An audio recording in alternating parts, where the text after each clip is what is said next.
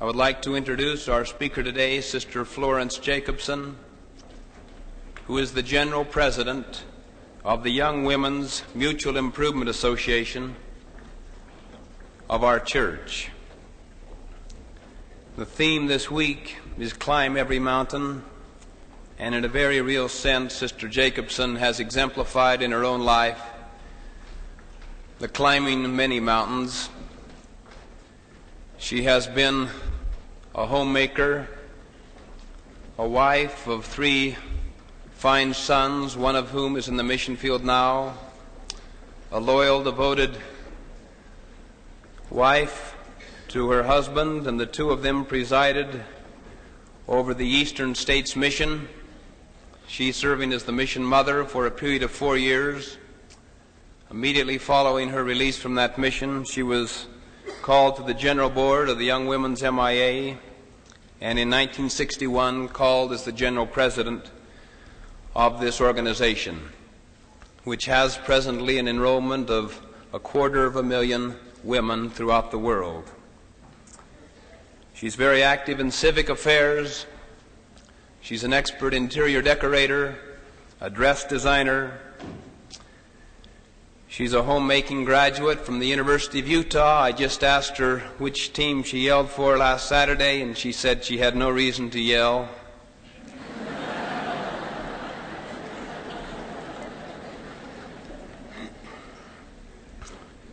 Sister Jacobsen is a granddaughter of President Heber J. Grant and a niece of President Joseph Fielding Smith.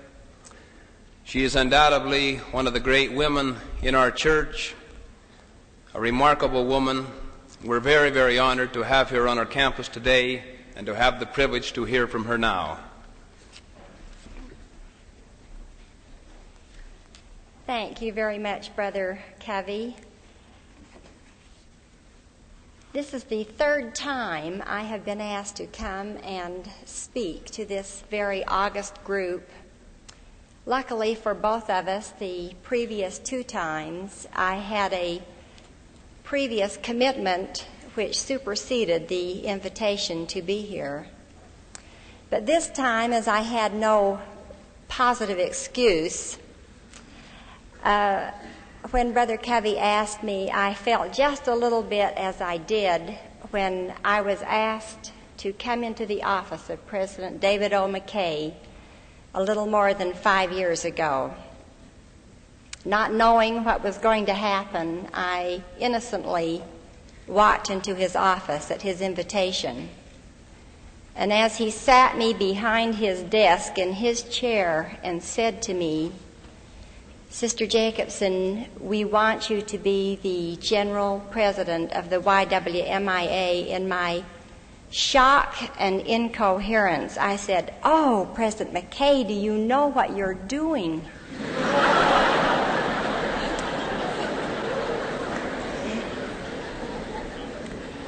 And with that ever-present twinkle in his eye, he smiled and said, "I usually do."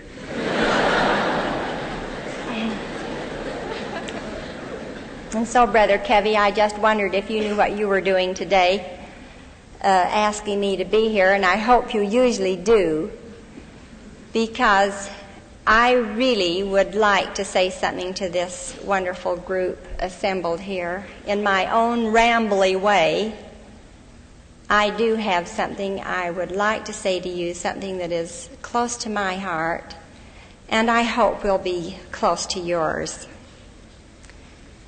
I have a marvelous heritage. I have 2 presidents of the church as my grandfathers, President Joseph F. Smith and President Heber J. Grant. I have the most wonderful parents that ever lived. One of 8 children, a large, marvelous family. And I was taught the gospel from my childhood, from my babyhood. But this heritage I inherited is not truly mine until I earn it myself. And this is what I want to talk to you about today, is your heritage, that which comes to you by descent from your forebears, from those who have gone before you, and which you have inherited through no fault of your own or by any of your own works. This will not be yours until you have earned your heritage. Well, all of the things that you inherited, your size and shape, the color of your hair and eyes, your parents, your religion, the nationality which you bear, all of this came to you, and you had nothing to do with it. But now you come to a point in your lives where you do have something to do with what you have and what you have inherited. Each generation should improve on the previous generation and pass on a more immense, great, inspirational, and positive heritage than was received. It's amazing to know that those who came on the Mayflower many, many years ago were less than 5 feet in average height. And when you visit Plymouth and see the size bed that those people slept in, it almost looks like a child's bed. And yet, from that small beginning, we are having, as you can see about you, giants, not only in stature, but in mentality. Well, some of the mountains you're going to have to climb in order to earn the heritage which is yours and make it truly yours, and in order to pass it on to another generation a little finer and a little better than when you received it, are many. And I'm sure that many of you, as you go to school, feel that things of this type you will take care of in the future. Right now you're involved in studying, getting an education, and you do not have too much time for other things. But today I want to talk to you about time, your time, and what you do with it while you're a student. I would like to evaluate how you use your time. First of all, I would wish that you would take a piece of paper and sit down and write on it my goals at the top. And then under that, the goals for this particular year you wish to accomplish. The goals for the next year and the next. And if you can, project it into a 25-year period. Exactly where do you want to be and what do you want to be 25 years from now, and how are you going about reaching those goals, and how will you use that time allotted to you to accomplish these things which are in your heart today. I remember Brother Bill Reeder, a sociologist at Cornell University, when we were in the East, living in the East, who asked this of his students after he had been teaching them a period of 6 months. What is your goal? And many of them were puzzled, attending school, preparing for a vocation, with no goal in mind. Those of you who will follow this advice or suggestion can map for themselves a pattern of life. And you can do something right now about your time. First of all, I would hope that you would include some time for studying, and you better if you're going to stay here, and some time for reading outside of the regular required studying for the curriculum. I I would hope that you would allocate some time for play and recreation, and some time to develop your own family relationships, and along with this, friendships, and your relationship to authority, the authority around you. I would hope that you would develop or allocate some time for personal physical development, your personal appearance, personal improvement, and also time for religious affiliation and worship, for leadership experiences, for social experiences, and some time for daydreaming. This is not wasted time to daydream. These are minutes that can count also. Now, first of all, I would like to talk just a moment about time for studying and reading. It's so easy to come to school and get by, do as much studying as is necessary to get by. I remember many, many missionaries who have done this in the mission field. And I have seen their faces as they have left our mission home to return to school, and one of them expressed it very beautifully when he said, Sister Jacobsen, I have only one regret, that I didn't study harder. Now I've got to go home and face those marks I left behind me. If I could just change my name and start over again, I feel that I could really accomplish something. But here I am, tied to my former record. And this is true of all of us. We're tied to our former record. But now, apart from your regular studying, I would hope that the reading you do would be worthwhile reading. Our so-called national periodicals are so filled with filth and trash, things which are degrading, that it is a very difficult thing to decide that which is good and that which is bad. It is becoming so prevalent, the problem is not becoming less, but greater. But I would like to give you a little criteria to follow in all of your reading. President Clark gave it to me, President J. Reuben Clark, when he visited our mission home at one time.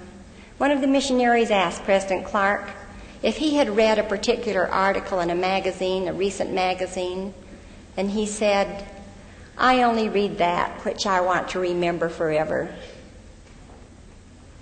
A very, very good pattern to follow. Now I'd like to suggest that after the studying and reading time, that you use some time to play and enjoy some recreational experiences. You have wonderful opportunities here on this campus, but when you're off the campus and you're out in life and you've left this academic atmosphere, you're going to have to make some decisions about what kind of entertainment you're going to indulge in. The motion pictures today should be boycotted, most of them. Very, very few are worthy of the time that it takes to see them.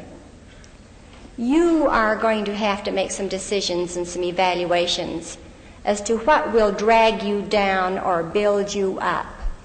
And let that be the criteria for deciding what kind of entertainment you are going to indulge in. Now I'd like to suggest that you take time for developing your family relationships. Many of you have the most holy and spiritual relationship with your parents and your brothers and sisters, and others of you have not had it quite so good. And maybe it's a little difficult to be as enthusiastic about your family relationship as the Lord has asked you to be, to honor your mother and your father. But because they gave you birth, you must honor them, and you can do something about that relationship. And you can prepare yourself and earn the heritage which is yours by passing on a better heritage if the relationship has not been to your liking.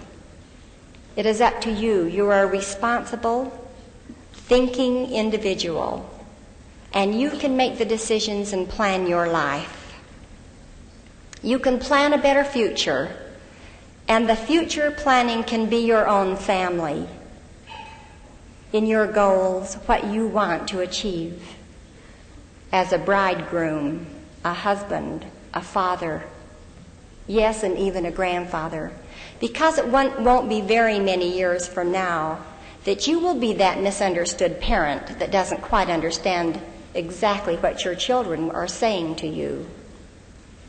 And you must be prepared to understand and listen. You must choose wisely your marriage partner, because the greater part of your eternal life will be spent as a marriage partner. This takes great planning. It takes great decisions.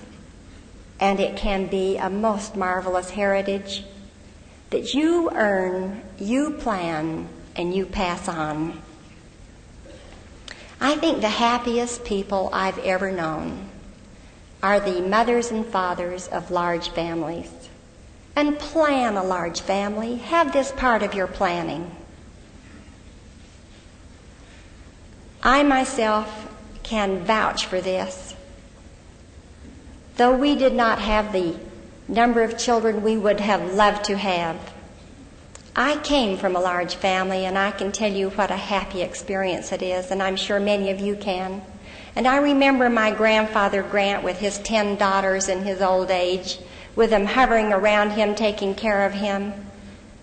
And then I contrast it with my little old Aunt Polly, 95 years of age. One child who had preceded her in death. And when we'd pick her up and take her for a ride, she'd say, "Oh, the Lord's forgotten me." And the Lord seemed like he had forgotten her. But with a large family, how different her life would have been, and she would have been loved and remembered. You may not think about this when you're involved in financial difficulties or circumstances trying to take care of a large family. But if you live the principles of the gospel as you have been taught to, the Lord will help you, and your family will be the crown for which you will ever be grateful. Now you have some relationship with your fellow students, something that you can do something about right now, a heritage that you must earn. And all of your relationships should not be romantic. They should be friendships. All of your dates should not be romantic dates. They should be dates of friendships where you develop concern for each other, loyalty, common interests,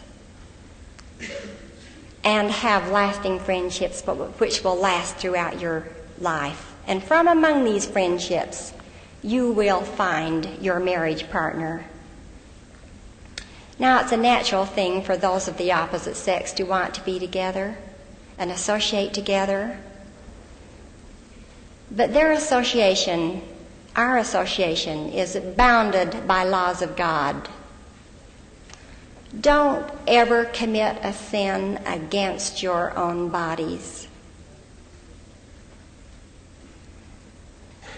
You all have had instructions and teachings which will help you avoid such situations. And I don't care whether Sweden or any other nation on the earth promotes or teaches sexual promiscuity. It is wrong and evil. And the Lord has told us to avoid it as a plague. One other relationship which I would like to call to your attention is that of your relationship to authority. Does authority just naturally make you rebel? Or do you accept and obey? This is something you can learn right now, and it is a heritage which you must earn. It's a mountain you must climb. In order to obey the laws of God, you must obey authority.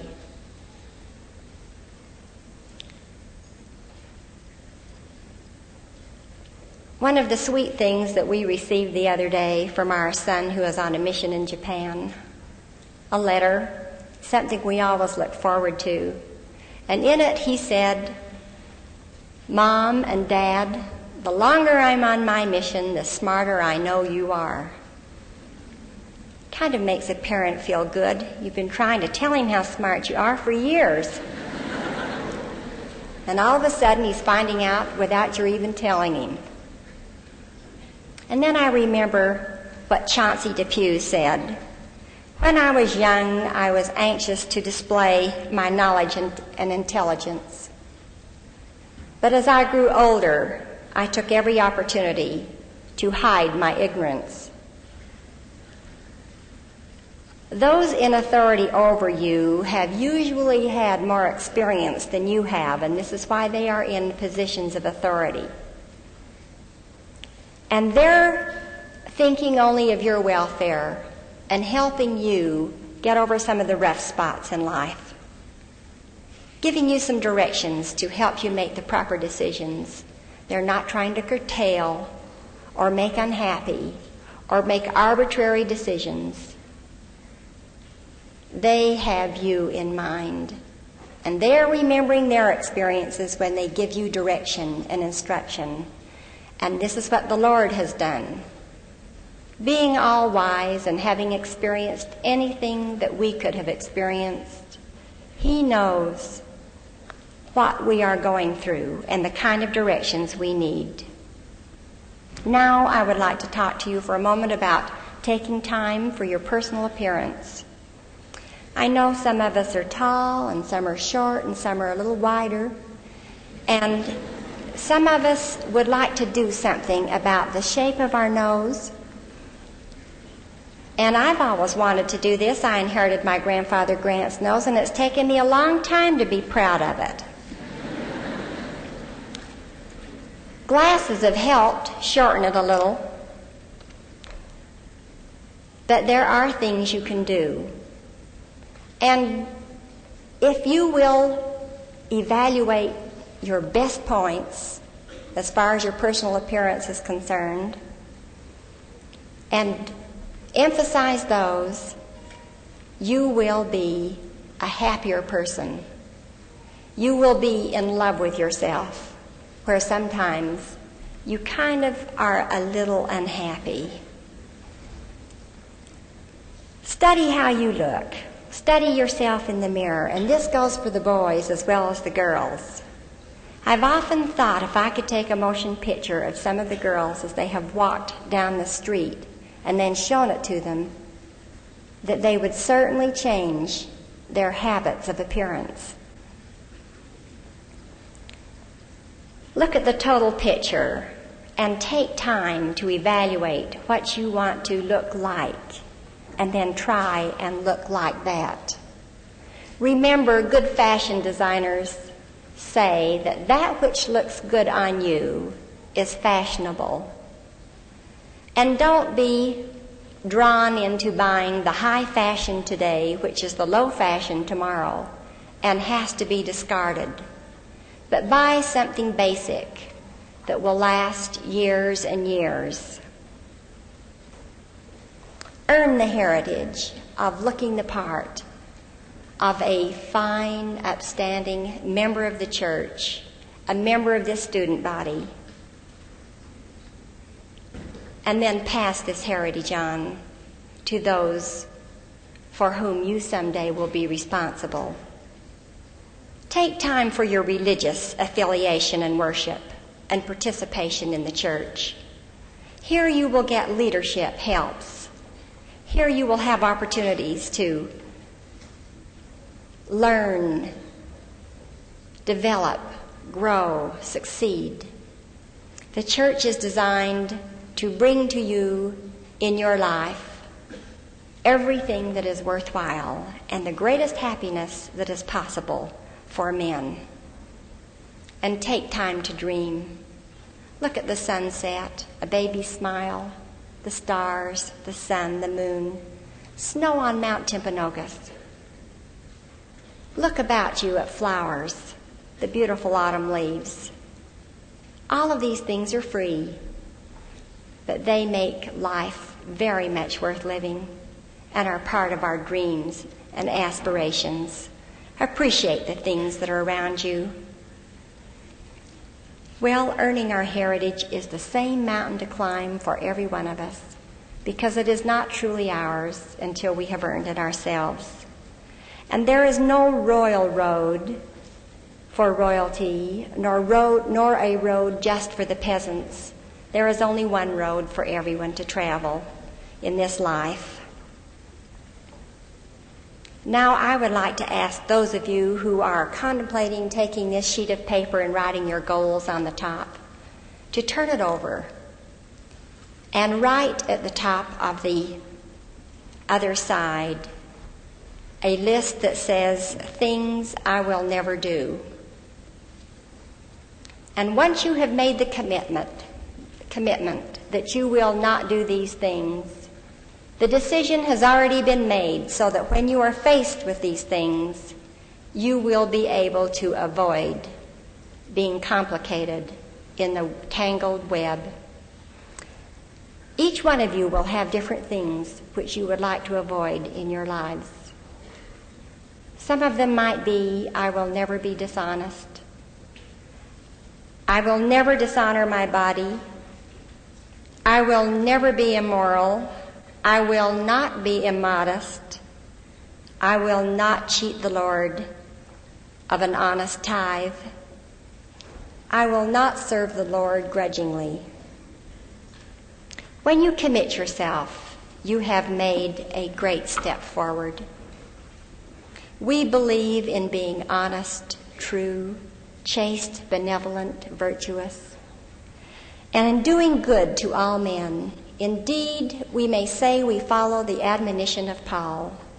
We believe all things, we hope all things, we have endured many things. We hope to be able to endure all things. If there is anything virtuous, lovely, or of good report, we seek after these things.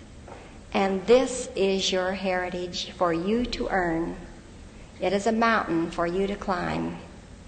And I pray that our Heavenly Father will bless you, that you will be able to wisely use your time, set your goals, commit yourself to the things you will not do, and develop a heritage of your own worthy of passing on to a generation unborn.